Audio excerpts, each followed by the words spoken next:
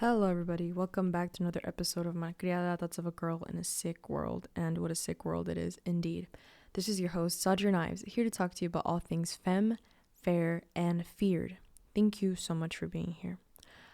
Surprise, guys! I have a Valentine's Day episode for you called Femme Escapism, Our Fascination with Fictional Characters.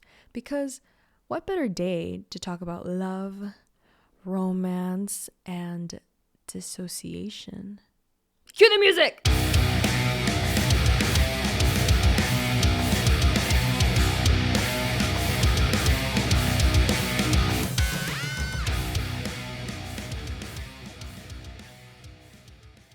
So first, a little housekeeping. Check out my last episode of Malcriada on liberation if you haven't done so already, to learn about what you can do to help the at-risk countries such as Sudan, Congo, and Palestine alike.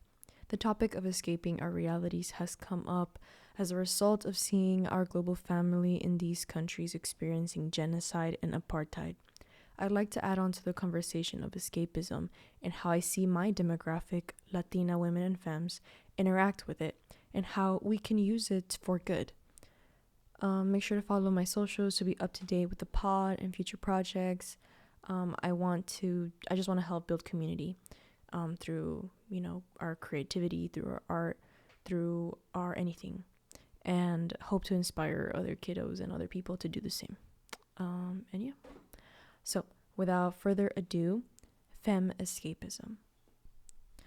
Hello, everybody. Happy Valentine's Day. I hope you're getting loved. I hope you're getting spoiled. I hope you're getting all the love you deserve, but not just today, but all the time. Welcome to another episode titled Femme Escapism, our obsession with fictional characters. I love alliteration. If you haven't found that out yet, it's just so jummy. But yeah, Femme Escapism. What are you talking about, Z? Literally, you're pulling shit out of your ass. Yes, that is what scholars do, dude. That's what people do. All words we just pulled out of our asses. Okay? And what am I going to be talking about today? What am I going to be covering? All right, I'll take you through a little outline, all right? So first, I'm going to be defining escapism. I'm going to be covering how do women and femmes participate in escapism and dissociation? Is escapism hurting women and femmes? I'm going to give you guys some examples of different types of escapism that we women and femmes partake in, and then some final thoughts. So hang on tight. Thank you for listening, and if you stick the whole way through, thank you so much. I actually put a lot of work into these episodes, and it's basically just like what I learned from school, how to make an essay, bro. And I don't know what else to do. I don't know what else to do, and this is my contribution to the world, and if this helps someone, then it's worth it, right? I have a lot of fun doing it too. Not fun like, yay, I'm having so much fun, but it's a process, and it's my voice and what I think, and I think that is my episodes, my writing. It's all part of my creative process and my art, so thank you for listening to it. Thank you for hearing me out, and I hope it inspires you. Or at least makes you think about something different. Yay! All right, let's start. So, what is escapism? According to Oxford Languages, escapism is the tendency to seek distraction and relief from unpleasant realities, especially by seeking entertainment or engaging in fantasy. But the word itself, what does it mean? Where does it come from? It comes from the Latin words ex, meaning out of, and cappa, meaning cape. Escape means to shed one's clothing and leave it in the attacker's hands, literally to get out of one's cape. You fought and struggled, so much so that you left your clothing behind. You didn't care because you were escaping your doom at the hands of your enemy. Now, this has historical context, especially with the Roman references, but our vision of escapism isn't, I'm escaping my enemy because we're in battle or whatever. That's not most people's realities here in the US. In modern times, when I think of escapism, I think of gambling, I think of drug abuse, I think of alcohol abuse, I think of any of those types of things.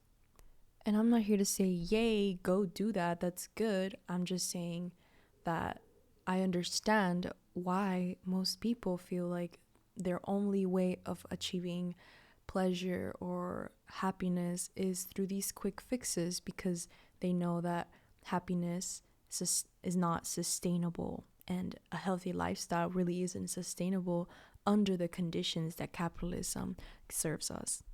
A thought that came to mind when I finished saying that was like, well, what about the rich people? They can maintain a happy and healthy lifestyle because they have the resources to do so, access to therapy, access to cleaning services, access to education, and of course their proximity to whiteness. But I generally don't think that these people are happy, or scratch that. I don't think these people are actually fulfilled.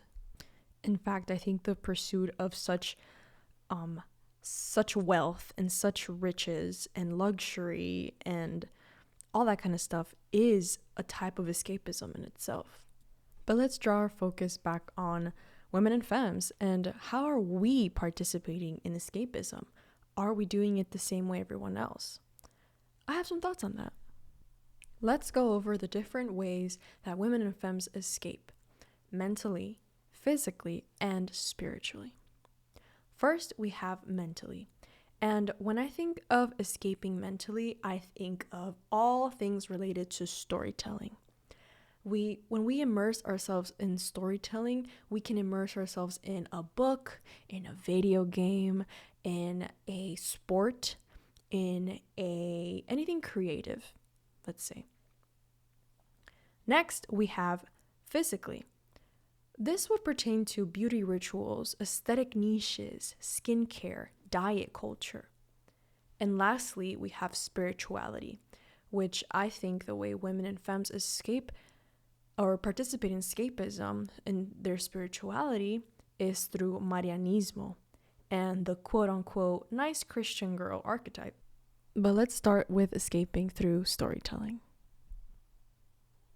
First, there was Peter Millark, the respectful, gentle bread boy. There was Aaron Blackford, who almost made me reconsider if I'd been writing off Suits for too long. Rysand, who made me realize how deep-seated my daddy issues really are. The introspective and bookish Connell Waldron with his sexy chain necklace. And most recently, the sensitive, mysterious, literature-loving Augustus Everett, who made me seriously reconsider buying a fancy bookshelf. If you know, you know. The thing is, none of these men are real. Writer Alexandra Koster opens her article featured on Refinery 29's website, talking about fictional characters she felt a connection from when she was younger up until her adult years. The article goes on in talking about deeper reasons as to why women and femmes, she only mentioned women, feel so drawn to these kinds of characters, so much so that the attraction to real life interactions with other romantic relationships or potential romantic relationships seems like they don't want to do it anymore. In short, women have been sold the idea from as long as I can remember, really, that our Prince Charming is going to help us and take us away from all this bad stuff, only to grow up and get hit with the cruel reality that men are not going to save us from anything. In fact, they are the ones who are the danger. They are the ones who shame us into submission. They are not the knights or princes that they promised us they would be. They are, in fact, the dragons. Which is why I perfectly understand the finishing conclusion that Costa gives us. Would you rather be writing a novel next door to the hottest man who's ever walked the planet? Or jump onto a catfish-filled dating app only to have your confidence inevitably shattered 20 times over? I know where I'll be. Next, we have escapism through physical means. Changing your hair, dyeing your hair, doing a certain makeup look, copying a niche you saw online and replicating it on yourself, finding different niches online to subscribe to, like office siren, coquette, etc., etc. A really big argument that I've seen in makeover videos or whatever shows is like they show like an older woman who quote unquote let herself go, whatever that means, and they show her, you just can like love yourself, you have to love yourself too, so change your hair so you can love yourself, and do your makeup so you can love yourself, and buy my product so you can love yourself. If you wear my lipstick, you'll feel pretty and you won't remember like that you're in like a sick, crumbling, cruel world, and at least you'll look pretty. Yeah. I've been a victim of the beauty industry. As everyone, and we'll get to why in a second. The next thing I want to talk about was escapism through spirituality. And this one makes my fucking bones itch, bro. It's called Marianismo. I recently learned the term, and I'm so glad I did, because it seems like I was just missing a big puzzle piece to this phenomenon. Because how do you disagree with someone who believes that women are just naturally and more divine than men? How can you say no? Like, how can you say no to that? Marianismo is modeled after the Virgin Mary and claims that all women should aspire to be like the Virgin Mary, self-sacrificing at all times for their family, for their husband, for God, for everyone except themselves. Some of these women are also firm believers that as long as they are in their femininity completely, then they're doing everything right. And I really dislike this type of thinking because it's so binary, and I don't like that. A lot of the times when I see someone who claims themselves as a feminine coach or whatever, I approach with caution at all times. I was also a victim of Marianismo. But when I was like a child, when I was a little kid, I'd be like, yes, I won't do everything. Like, and it wasn't until recently, which I graduated, I got my own, I guess, way of thinking, and I don't subscribe to that anymore. And I know that there's so many other girls and femmes in the valley who are very much practitioners of Marianismo, because that's all we're taught, and we're suppressed, and we're kept and domesticated and fed little fantasies about how as long as we're playing our role, it'll all turn out fine. And look where that has gotten us. I didn't find love because I practice all of Marianismo all the time. No. I didn't get my bachelor's degree because I practice Marianismo all the time. No. I didn't become a go-go dancer, or I didn't start a podcast because I want to practice Marianismo. No. All these beautiful things that I got from actually being myself and speaking my mind. Imagine if I had only listened to my exes who wanted to just keep me hidden and wanted to control how I dress and wanted to control how I spend my money and how I spend my time, and didn't want to put the effort into me and told me to shut up and not talk about politics. Where would I be if I listened to that type of mentality and that type of people? I would be in the same place that women, sadly, before me have always been. At the will of another person. And I'm not. I am not, and I'm happy I am. I'm happy that I rebelled. I'm happy that I spoke my mind. I'm happy that I am not, I didn't allow myself to be put in a box. And that's what my class is all about, guys. But all of these different types of escapism, though I don't agree with them, I have been a participant in these in the past as a child, as an impressionable little girl, as a tween. Now I'm a full adult. I'm 22. Like, I have learned so much, and I understand. I'm not here to be like, you suck because you put on makeup, so fuck you. You're not a real feminist. Like, no. I'm not here to be like, you are Christian, so you're not a real feminist. No, I'm not here to say you read romance books and you thirst over Levi. You're not a real feminist. Like, I'm not here to say any of that. In fact, I'm here to say that femme escapism is vital to the creation of our new future utopia / community-based world. The execution of our escapism is the issue, not escapism itself, for it is merely a reaction to the problem being white supremacy always. We escape because that is the only coping mechanism we are taught in this capitalistic society. However, escapism in a capitalistic country like the US only contributes to white supremacy at the expense of the possibility of a unified future. So how does this escapism hurt us, Z? I'll tell you. Don't even worry about it, baby girl. Well, first let's start with our escapism through storytelling. Fiction, video games, works of art, sports, etc. What I've noticed in a lot of these books and like romance books and also shows and animes, because that's a really big one. A lot of these shows are promoting a specific type of standard. I'll talk very briefly about Ouran High School Host Club. If you know, you fucking know. Okay. Spoilers for Ouran High School Host Club, maybe, possibly, I don't know.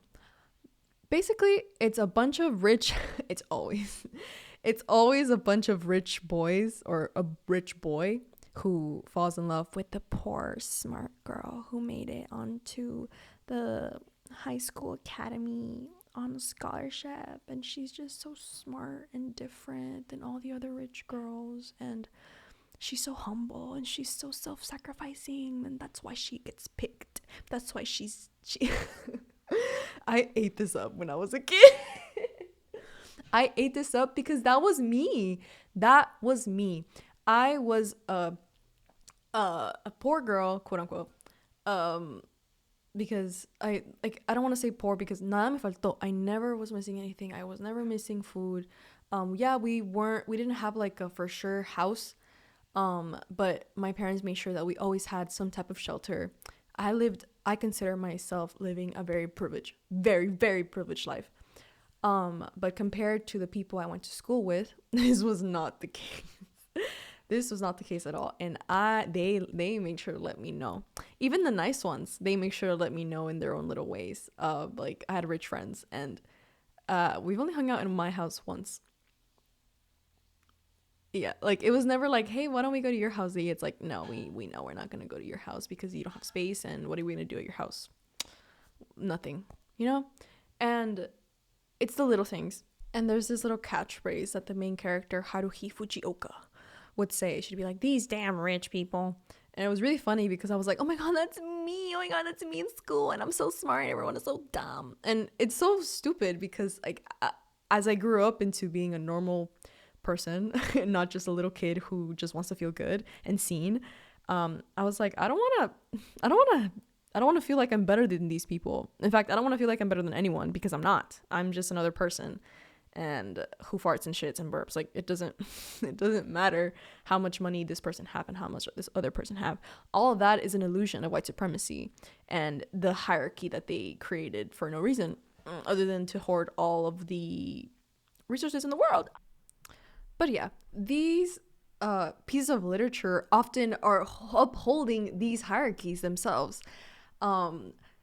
and romanticizing the hell out of it. They romanticize the hell out of struggle. They romanticize the fuck out of the main character, the main female character, struggling so much. Almost like, it's okay that you're poor. Don't worry. Like, maybe one day you'll marry rich. Like, what? And it's so funny that the main like guy interest in that anime is like half French. Like he's blonde. Like they have to be blonde. Like they have to have some type of proximity to whiteness, and it's very interesting because yeah, I think all of the other characters that Alexandra Coster mentioned in her article, they were all white. They were all white men. And one of the characters was Peeta Mellark. Peeta Mellark comes from the Hunger Games, which the author, Susan Collins, got inspiration from the Iraq War. I'm going to say that again. She got inspiration to write her fictional book with the Iraq War. And now you see so many parallels between the movie and real life with the occupation of Israel and Palestine, and how their terror is being televised and all we could do is watch and send gifts and etc., etc. It makes me sick.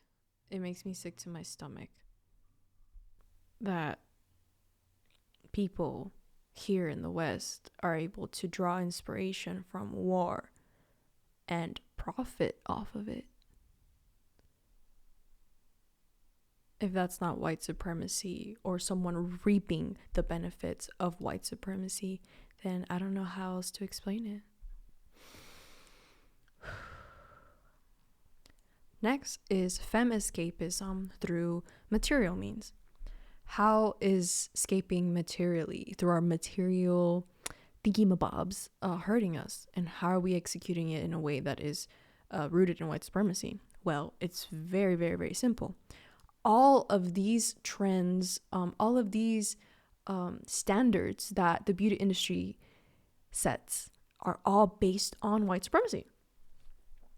A slim figure, a thin, small nose, tamed hair. All of these standards, these fabricated beauty standards, are made up. They're not real. They were only created as a reaction to the exclusion of Black and Indigenous people here in the US. And lastly, how is Marianismo tied to white supremacy? Simply because the colonizers, the conquistadores from Spain, came and didn't give us a choice. It was either you follow this religion or you get punished through sexual assault, through torture, through beating, through enslavement. It was a survival tactic. This type of escapism, it used to be a survival tactic to not get killed, to not get raped, to not hurt, to survive the circumstances of colonization, of the complete genocide of your people. Obviously not complete because we are here, we are resilient. They did not succeed. We are not colonized people because, yes, the systems they established have huge power, but we are not gone. We were not colonized. They did not win.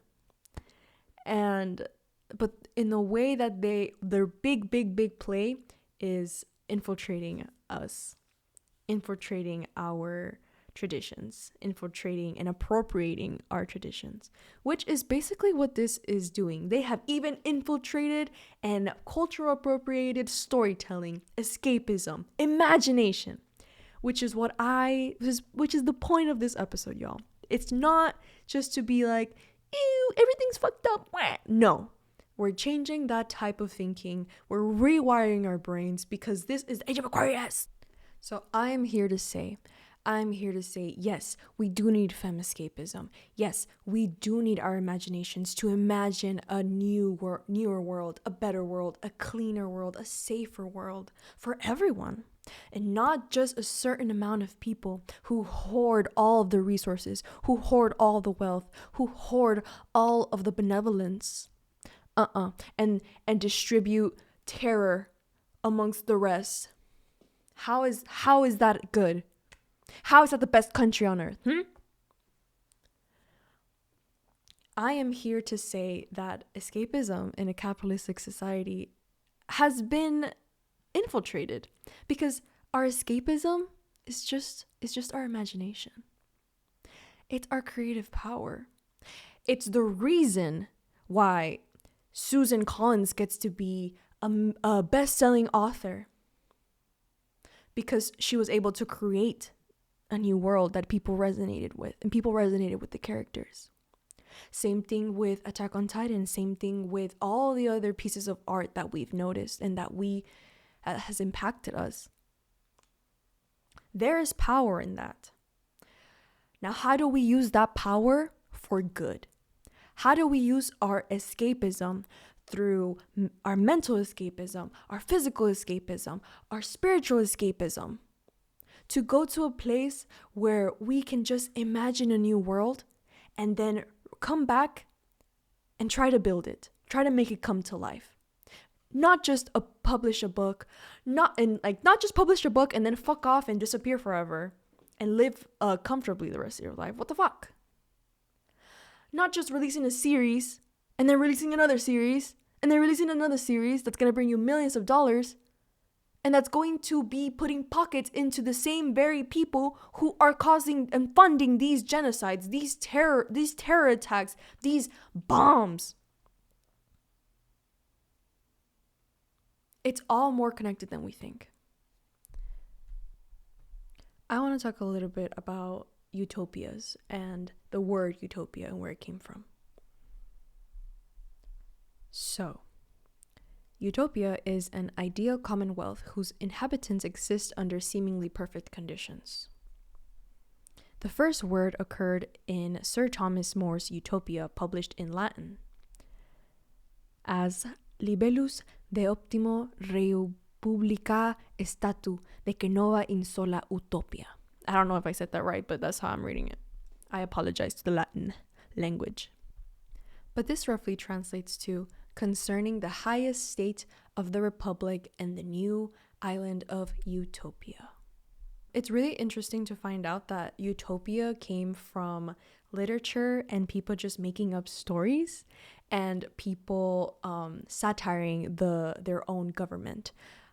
This type of utopia, this idea of an ideal society, has been written about multiple times. A really popular example of that would be Plato's Republic. But the word utopia itself comes from the Greek words o topos, which means not in place, thus meaning nowhere. So it's basically a made-up place that doesn't exist, because we can never really reach a quote-unquote perfect society. But we can most certainly make a society and reimagine a new world where everyone is entitled to food, everyone is entitled to water, everyone is entitled to shelter, to clothing, to education, to their pursuit of happiness. In actuality, I believe that we can use Femme Escapism to reimagine this world. And here are some examples of women and femme creators who I believe are doing just that. I mentioned her in my last episode, and I'll mention her again. Angie Marie on TikTok, the creator of Operation Watermelon. You are doing amazing, girl. She has created a space on TikTok. She created a community and she calls her community to comment positive and educational things on targeted accounts on social media to raise awareness about the situation in Gaza.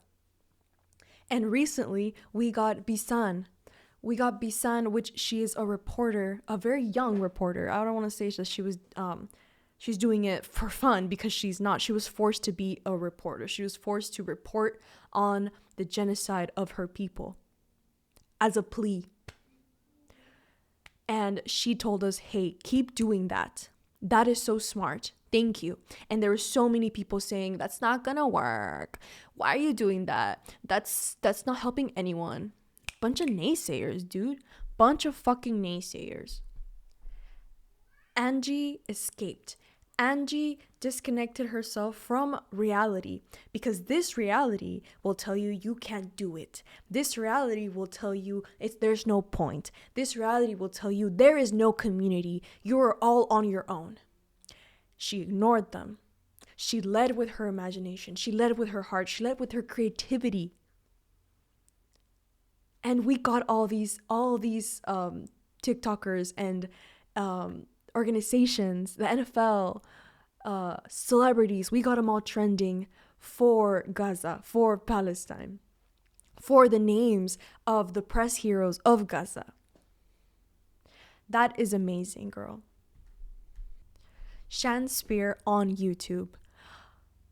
She is just so amazing. She inspires me so much. She puts so much work into her videos, and I'm in awe almost each time. I'm like, damn, girl, how do you think about that? What the hell? She constantly sets the bars and does it flawlessly. Shanspeare covers trending topics online through such a nuanced lens, and it just makes me feel entertained, yet being educated at the same time. I don't know how else to praise her, and this is just me giving her flowers. I love you so much. You're great. Keep doing what you're doing. You're doing amazing, sweetheart. Next, we have Khadija Mbowe. I'm so sorry if I mispronounce your name, baby squirrel. Her channel is also a commentary style channel, but it's a lot more relaxed, and it's just basically her talking in her living room, as she always says. And it just feels like you're learning so much when you're just having a nice conversation with a friend. I love it. I love her channel. Her channel covers all things pop culture, politics, philosophy, etc. And I've learned so much from her. She's amazing. Please, please, please go check her out. Next, I have my absolute queens, Locatora Radio, Mala Muñoz, and Diosa Femme. They are literally, their podcast literally got me out of such a dark depression. It's not even funny.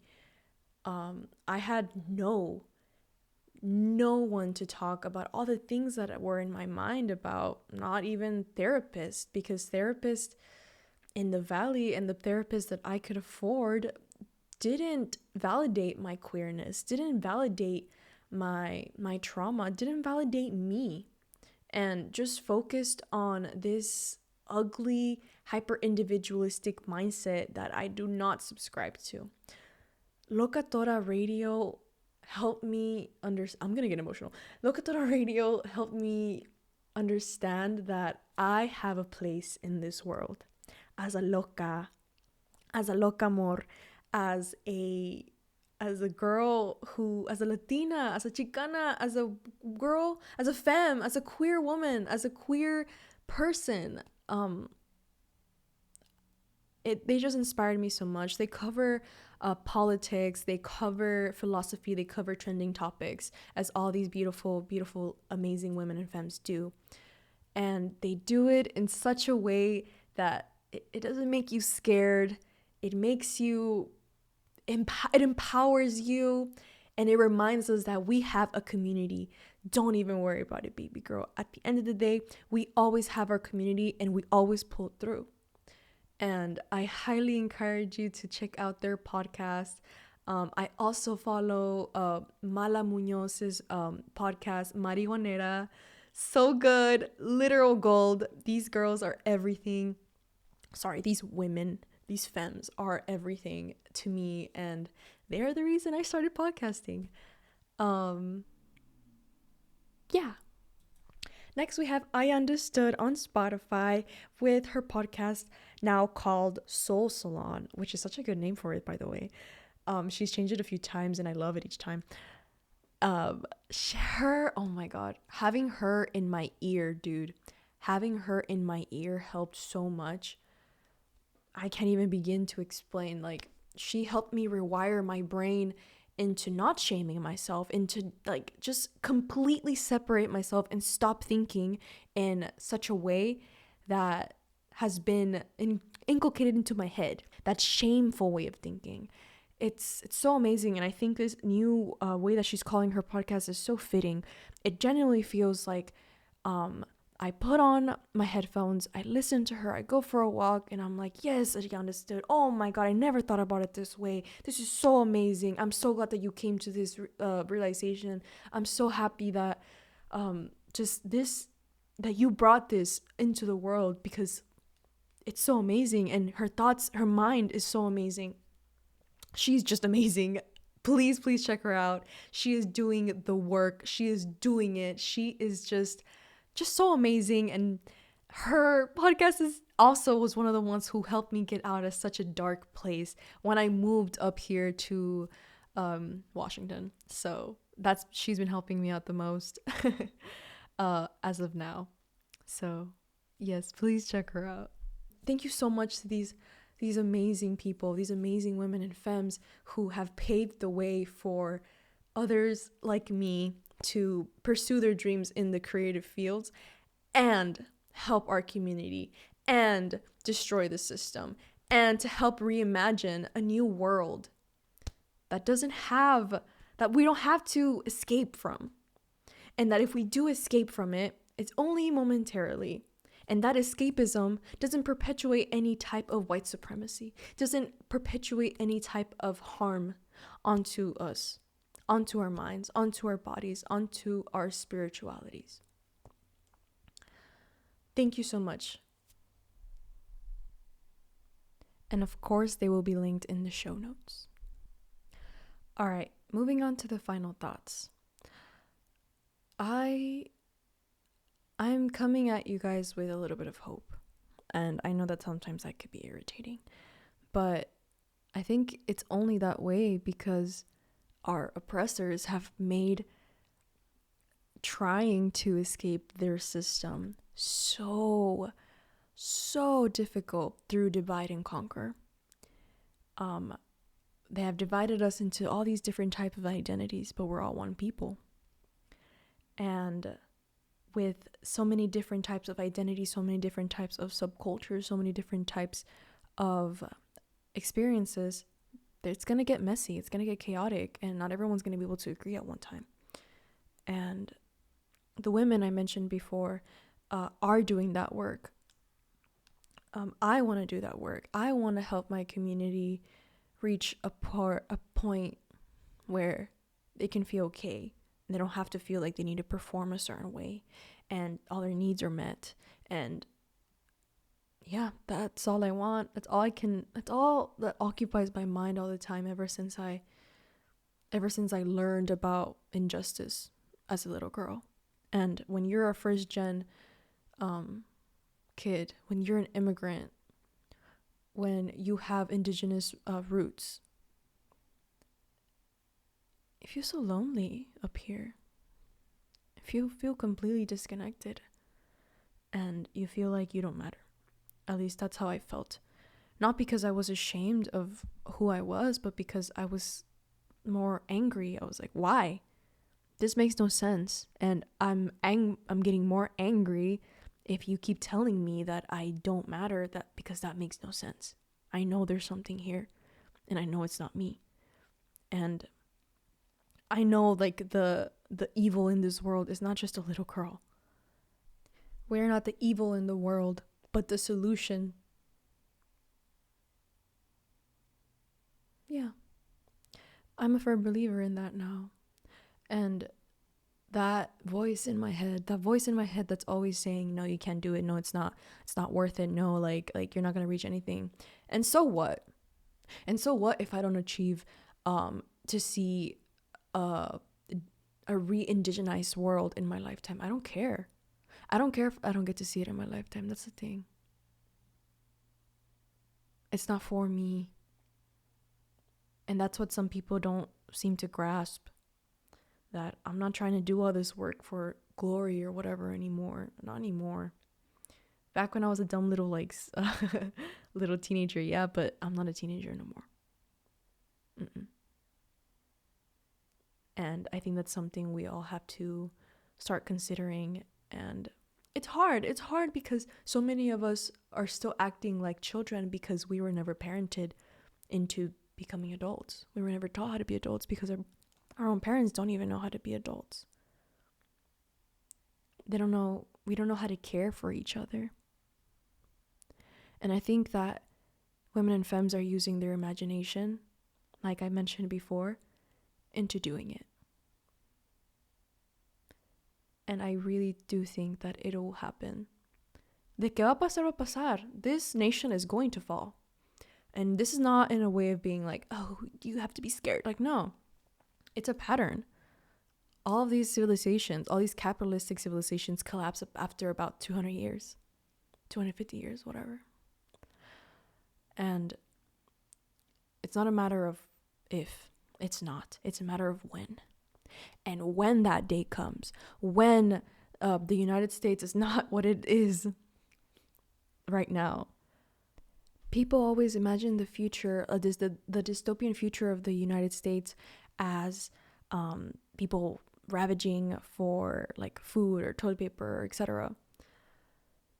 No, that's not going to happen. Like, yeah, there's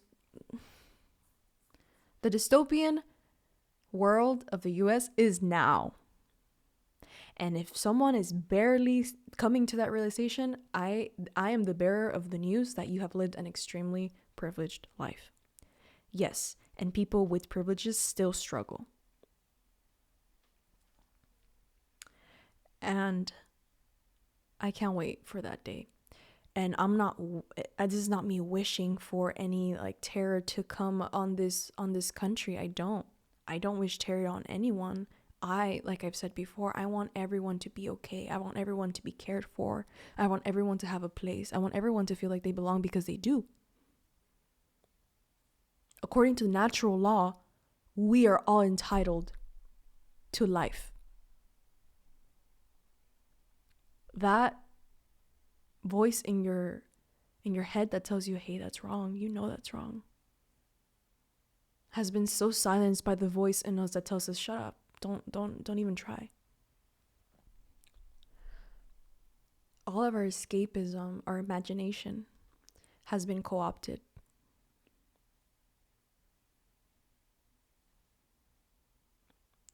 Storytelling has been co-opted. Storytelling has been appropriated. And now people think that you can only have something to say and it only matters if it makes money. If not, it doesn't matter. That's not true. You can be a storyteller. You can create beautiful stories that aren't rooted in white supremacy. And there are. I have to look because I don't have that much fiction with me right now. I read more fiction as a kid. But now I am going to look for that.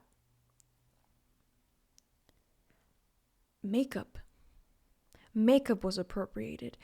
Our face paint in indigenous communities, we used it to inspire ourselves, to empower ourselves. We used it to show art, our culture. Makeup in itself is not bad. It's not inherently bad. It was only made so through white supremacy, through capitalism.